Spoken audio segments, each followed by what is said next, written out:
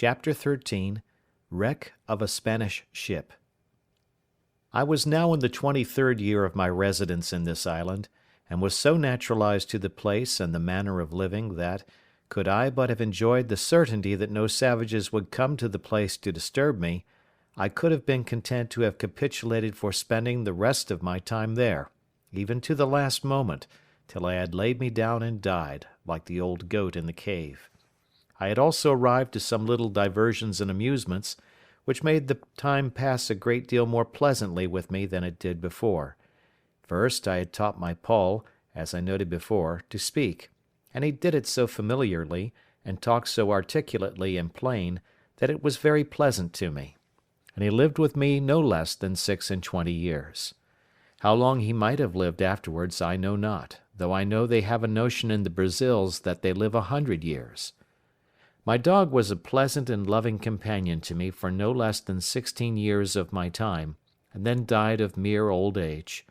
As for my cats, they multiplied, as I have observed, to that degree that I was obliged to shoot several of them at first, to keep them from devouring me and all I had. But at length, when the 2 old ones I brought with me were gone, and after some time continually driving them from me, and letting them have no provision with me, they all ran wild into the woods, except 2 or 3 favourites, which I kept tame, and whose young, when they had any, I always drowned, and these were part of my family. Besides these I always kept 2 or 3 household kids about me, whom I taught to feed out of my hand, and I had 2 more parrots, which talked pretty well, and would all call "Robinson Crusoe," but none like my first, nor indeed did I take the pains with any of them that I had done with him. I had also several tame sea fowls, whose name I knew not, that I caught upon the shore, and cut their wings; and the little stakes which I had planted before my castle wall being now grown up to a good thick grove, these fowls all lived among these low trees, and bred there, which was very agreeable to me, so that, as I said above, I began to be very well contented with the life I led, if I could have been secured from the dread of the savages. But it was otherwise directed, and it may not be amiss for all people who shall meet with my story to make this just observation from it: how frequently, in the course of our lives, the evil which in itself we seek most to shun, and which, when we are fallen into, is the most dreadful to us, is oftentimes the very means or door of our deliverance, by which alone we can be raised again from the affliction we are fallen into. I could give many examples of this in the course of my unaccountable life, but in nothing was it more particularly remarkable than in the circumstances of my last years of solitary residence in this island. It was now the month of December, as I said above, in my 23rd year, and this, being the southern solstice, for winter I cannot call it, was the particular time of my harvest, and required me to be pretty much abroad in the fields, when, going out early in the morning, even before it was thorough daylight, I was surprised with seeing a light of some fire upon the shore, at a distance from me of about 2 miles, toward that part of the island where I had observed some savages had been, as before, and not on the other side; but to my great affliction it was on my side of the island. I was indeed terribly surprised at the sight, and stopped short within my grove, not daring to go out, lest I might be surprised; and yet I had no more peace within, from the apprehensions I had that if these savages, in rambling over the island, should find my corn standing or cut, or any of my works or improvements, they would immediately conclude that there were people in the place, and would then never rest till they had found me out. In this extremity I went back directly to my castle, pulled up the ladder after me, and made all things without look as wild and natural as I could. Then I prepared myself within, putting myself in a posture of defence. I loaded all my cannon, as I called them, that is to say, my muskets, which were mounted upon my new fortification, and all my pistols, and resolved to defend myself to the last gasp, not forgetting seriously to commend myself to the divine protection, and earnestly to pray to God to deliver me out of the hands of the barbarians. I continued in this posture about 2 hours, and began to be impatient for intelligence abroad, for I had no spies to send out. After sitting a while longer, and musing what I should do in this case, I was not able to bear sitting in ignorance longer. So setting up my ladder to the side of the hill, where there was a flat place, as I observed before, and then pulling the ladder after me, I set it up again and mounted the top of the hill, and pulling out my perspective glass, which I had taken on purpose, I laid me down flat on my belly on the ground, and began to look for the place. I presently found there were no less than 9 naked savages sitting round a small fire they had made, not to warm them, for they had no need of that, the weather being extremely hot, but, as I supposed, to dress some of their barbarous diet of human flesh which they had brought with them, whether alive or dead I could not tell. They had 2 canoes with them, which they had hauled up on to the shore, and as it was then ebb of tide, they seemed to me to wait for the return of the flood to go away again. It is not easy to imagine what confusion this sight put me into, especially seeing them come on my side of the island, and so near to me. But when I considered their coming must be always with the current of the ebb, I began afterwards to be more sedate in my mind, being satisfied that I might go abroad with safety all the time of the flood of tide, if they were not on shore before. And having made this observation, I went abroad about my harvest work with the more composure. As I expected, so it proved, for as soon as the tide made to the westward I saw them all take boat and row, or paddle as we call it, away. I should have observed that for an hour or more before they went off they were dancing, and I could easily discern their postures and gestures by my glass. I could not perceive, by my nicest observation, but that they were stark naked, and had not the least covering upon them, but whether they were men or women I could not distinguish.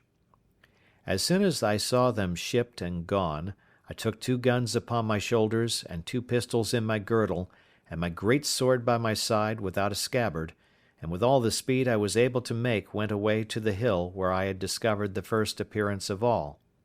And as soon as I get thither, which was not in less than 2 hours, for I could not go quickly, being so loaded with arms as I was, I perceived there had been 3 canoes more of the savages at that place, and looking out farther, I saw they were all at sea together, making over for the main. This was a dreadful sight to me, especially as, going down to the shore, I could see the marks of horror which the dismal work they had been about had left behind it, that is, the blood, the bones, and part of the flesh of human bodies eaten and devoured by those wretches with merriment and sport. I was so filled with indignation at the sight, that I now began to premeditate the destruction of the next that I saw there, let them be whom or how many soever. It seemed evident to me that the visits which they made thus to this island were not very frequent, for it was above 15 months before any more of them came on shore there again. That is to say, I never saw them or any footsteps or signals of them in all that time, for as to the rainy seasons, then they are sure not to come abroad, at least not so far. Yet all this while I lived uncomfortably by reason of the constant apprehensions of their coming upon me by surprise, from whence I observe that the expectation of evil is more bitter than the suffering, especially if there is no room to shake off that expectation or those apprehensions. During all this time I was in a murdering humour, and spent most of my hours, which should have been better employed, in contriving how to circumvent and fall upon them the very next time I should see them, especially if they should be divided, as they were the last time, into 2 parties. Nor did I consider at all that if I killed one party, suppose 10 or a dozen, I was still the next day, or week, or month, to kill another, and so another, even ad infinitum, till I should be, at length, no less a murderer than they were in being man-eaters, and perhaps much more so. I spent my days now in great perplexity and anxiety of mind, expecting that I should one day or other fall into the hands of these merciless creatures, and if I did at any time venture abroad, it was not without looking around me with the greatest care and caution imaginable. And now I found, to my great comfort, how happy it was that I had provided a tame flock or herd of goats, for I durst not upon any account fire my gun, especially near that side of the island where they usually came, lest I should alarm the savages; and if they had fled from me now, I was sure to have them come again with perhaps 200 or 300 canoes with them in a few days, and then I knew what to expect. However, I wore out a year and 3 months more before I ever saw any more of the savages, and then I found them again, as I shall soon observe. It is true they might have been there once or twice, but either they made no stay, or at least I did not see them, but in the month of May, as near as I could calculate, and in my 24th year, I had a very strange encounter with them, of which in its place. The perturbation of my mind during this 15 or 16 months' interval was very great. I slept unquietly, dreamed always frightful dreams, and often started out of my sleep in the night. In the day great troubles overwhelmed my mind, and in the night I dreamed often of killing the savages and of the reasons why I might justify doing it. But to waive all this for a while. It was in the middle of May, on the 16th day, I think, as well as my poor wooden calendar would reckon, for I marked all upon the post still. I say, it was on the 16th of May that it blew a very great storm of wind all day, with a great deal of lightning and thunder, and a very foul night it was after it. I knew not what was the particular occasion of it, but as I was reading in the Bible, and taken up with very serious thoughts about my present condition, I was surprised with the noise of a gun, as I thought, fired at sea.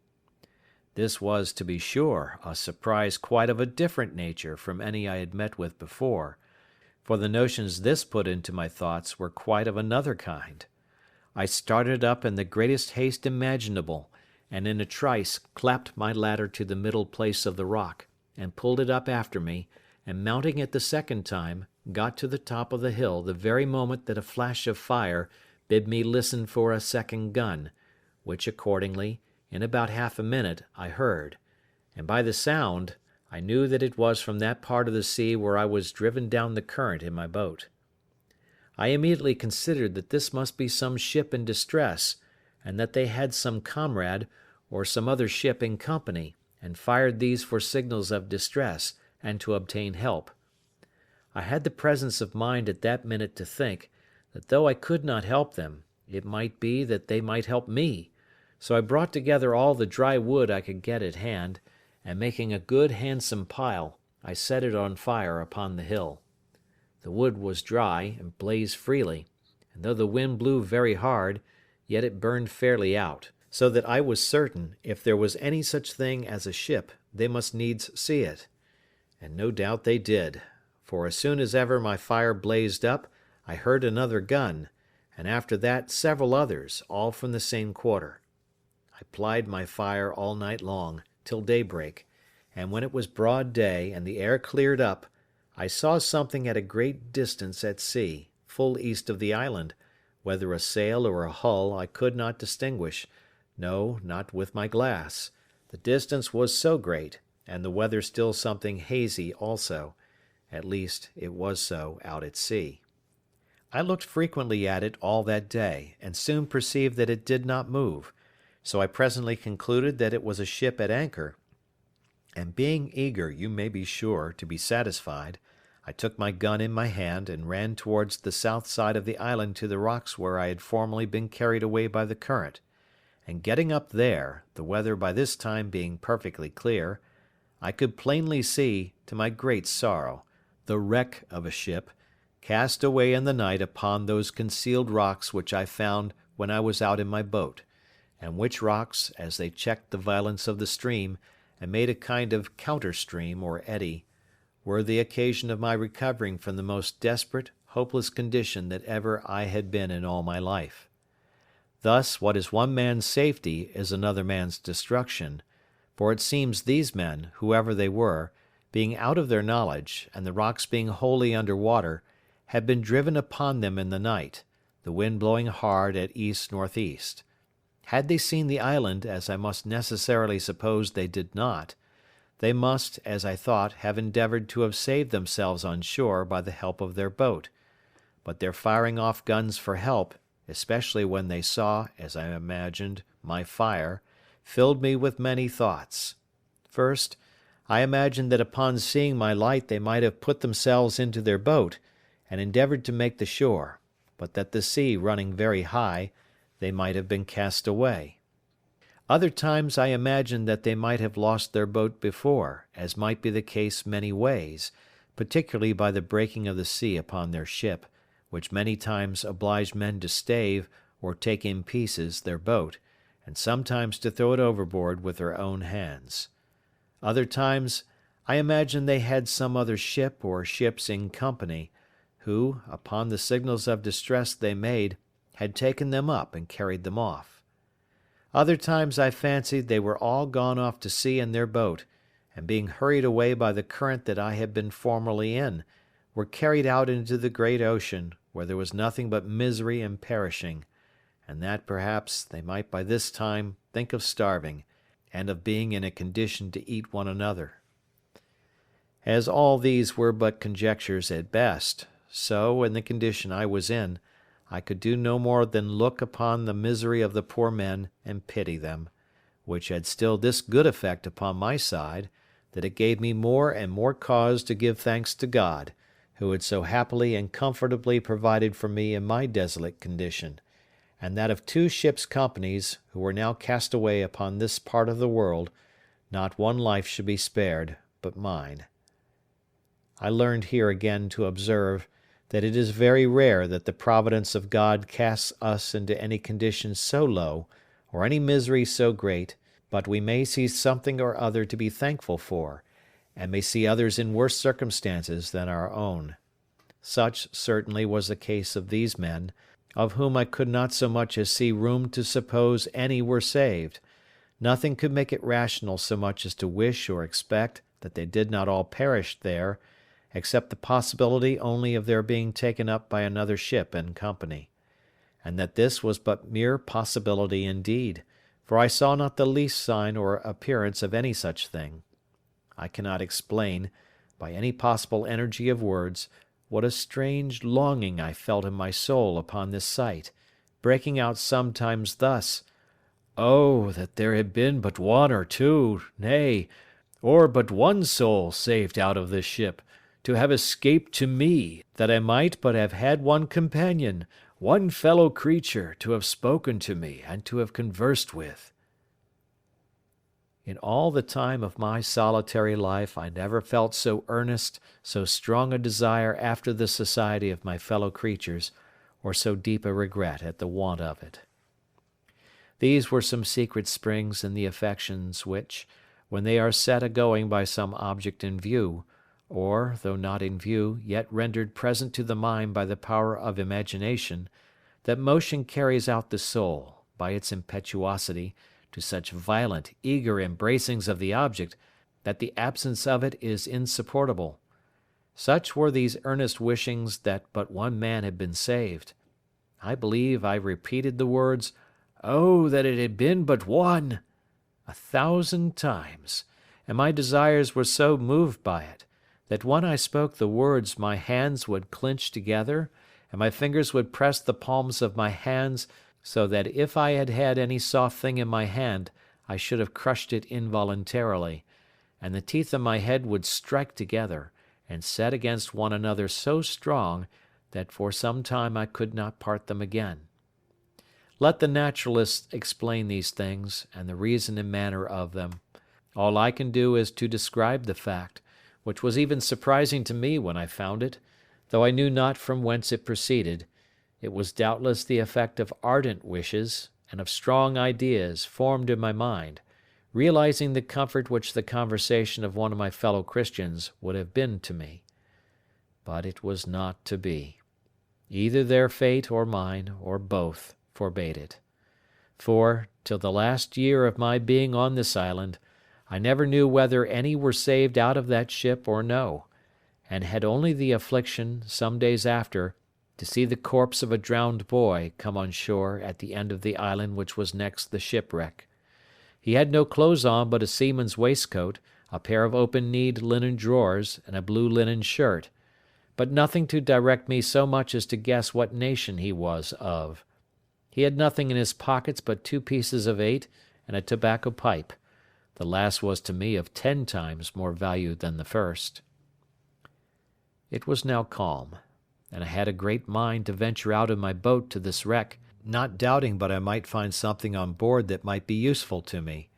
But that did not altogether press me so much as the possibility that there might be yet some living creature on board, whose life I might not only save, but might, by saving that life, comfort my own to the last degree, and this thought clung so to my heart that I could not be quiet night or day, but I must venture out in my boat on board this wreck. And committing the rest to God's providence, I thought the impression was so strong upon my mind that it could not be resisted, that it must come from some invisible direction, and that I should be wanting to myself if I did not go.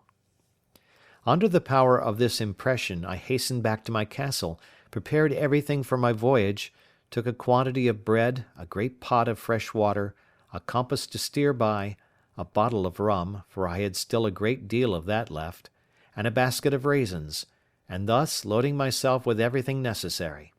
I went down to my boat, got the water out of her, got her afloat, loaded all my cargo in her, and then went home again for more. My second cargo was a great bag of rice, the umbrella to set up over my head for a shade, another large pot of water,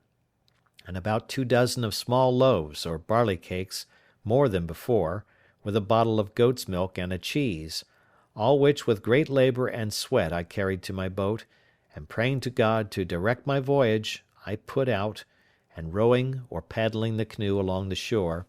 came at last to the utmost point of the island on the northeast side. And now I was to launch out into the ocean, and either to venture or not to venture.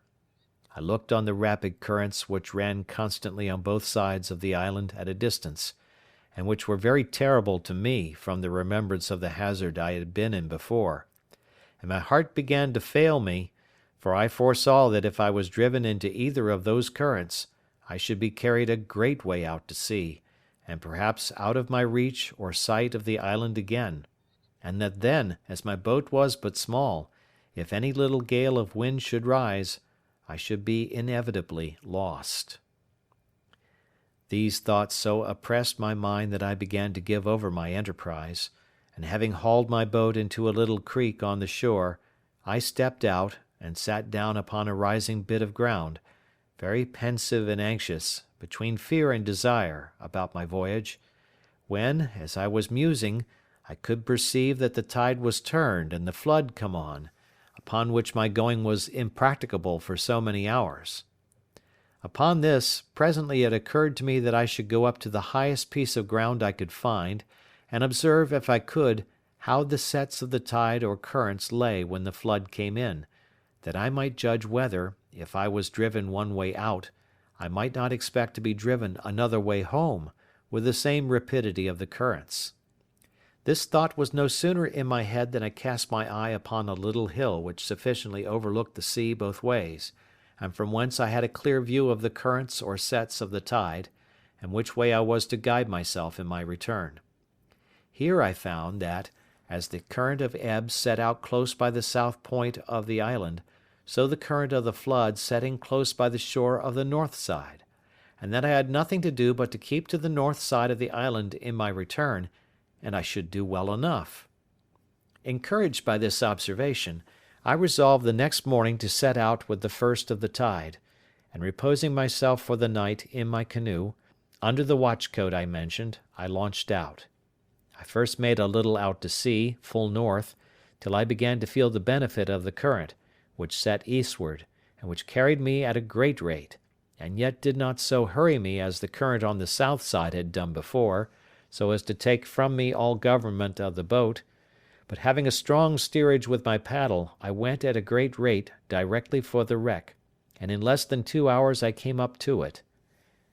It was a dismal sight to look at. The ship, which by its building was Spanish, stuck fast, jammed in between 2 rocks. All the stern and quarter of her were beaten to pieces by the sea, and as her forecastle, which stuck in the rocks, had run on with great violence, her mainmast and foremast were brought by the board, that is to say, broken short off, but her bowsprit was sound, and the head and bow appeared firm. When I came close to her, a dog appeared upon her, who, seeing me coming, yelped and cried, and as soon as I called him, jumped into the sea to come to me. I took him into the boat, but found him almost dead with hunger and thirst. I gave him a cake of my bread, and he devoured it like a ravenous wolf that had been starving a fortnight in the snow. I then gave the poor creature some fresh water, with which, if I would have let him, he would have burst himself. After this I went on board, but the first sight I met with was two men drowned in the cook-room or forecastle of the ship, with their arms fast about one another. I concluded, as is indeed probable, that when the ship struck, it being in a storm, the sea broke so high and so continually over her that the men were not able to bear it, and were strangled with the constant rushing in of the water, as much as if they had been under water. Besides the dog, there was nothing left in the ship that had life, nor any goods that I could see, but what were spoiled by the water. There were some casks of liquor, whether wine or brandy I knew not, which lay lower in the hold, and which, the water being ebbed out, I could see, but they were too big to meddle with. I saw several chests, which I believe belonged to some of the seamen, and I got two of them into the boat, without examining what was in them. Had the stern of the ship been fixed, and the forepart broken off, I am persuaded I might have made a good voyage, for by what I found in those two chests I had room to suppose the ship had a great deal of wealth on board, and, if I may guess from the course she steered, she must have been bound from Buenos Aires, or the Rio de la Plata, in the south part of America, beyond the Brazils to the Havana, in the Gulf of Mexico, and so perhaps to Spain. She had, no doubt, a great treasure in her, but of no use at that time to anybody, and what became of the crew I then knew not. I found, besides these chests, a little cask full of liquor, of about 20 gallons, which I got into my boat with much difficulty. There were several muskets in the cabin, and a great powder horn, with about 4 pounds of powder in it. As for the muskets, I had no occasion for them, so I left them, but took the powder horn. I took a fire shovel and tongs, which I wanted extremely, as also 2 little brass kettles, a copper pot to make chocolate, and a gridiron, and with this cargo and the dog I came away, the tide beginning to make home again, and the same evening, about an hour within night, I reached the island again, weary and fatigued to the last degree. I reposed that night in the boat, and in the morning I resolved to harbour what I had got in my new cave, and not carry it home to my castle. After refreshing myself, I got all my cargo on shore, and began to examine the particulars. The cask of liquor I found to be a kind of rum, but not such as we had at the Brazils, and in a word, not at all good. But when I came to open the chests, I found several things of great use to me. For example, I found in one a fine case of bottles, of an extraordinary kind, and filled with cordial waters, fine and very good. The bottles held about 3 pints each, and were tipped with silver. I found 2 pots of very good succades, or sweetmeats, so fastened also on the top that the salt water had not hurt them, and 2 more of the same which the water had spoiled. I found some very good shirts, which were very welcome to me, and about 12 dozen of white linen handkerchiefs and coloured neckcloths. The former were also very welcome, being exceedingly refreshing to wipe my face in a hot day. Besides this, when I came to the till in the chest, I found there 3 great bags of pieces of 8, which held about 1100 pieces in all, and in one of them, wrapped up in a paper, 6 doubloons of gold, and some small bars or wedges of gold. I suppose they might all weigh near a pound. In the other chest were some clothes, but of little value, but by the circumstances it must have belonged to the gunner's mate, though there was no powder in it, except 2 pounds of fine glazed powder, and 3 flasks, kept, I suppose, for charging their fowling pieces on occasion. Upon the whole, I got very little by this voyage that was of any use to me, for, as to the money, I had no manner of occasion for it. It was to me as the dirt under my feet, and I would have given it all for 3 or 4 pair of English shoes and stockings, which were things I greatly wanted, but had had none on my feet for many years. I had, indeed, got 2 pair of shoes now, which I took off the feet of 2 drowned men whom I saw in the wreck,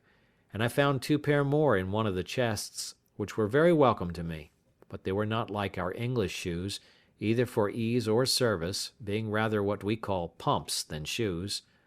I found in this seaman's chest about 50 pieces of 8 in reals, but no gold. I suppose this belonged to a poorer man than the other, which seemed to belong to some officer. Well, however, I lugged this money home to my cave, and laid it up, as I had done that before which I had brought from our own ship; but it was a great pity, as I said, that the other part of this ship had not come to my share, for I am satisfied I might have loaded my canoe several times over with money, and, thought I, if I ever escape to England, it might lie here safe enough till I come again and fetch it.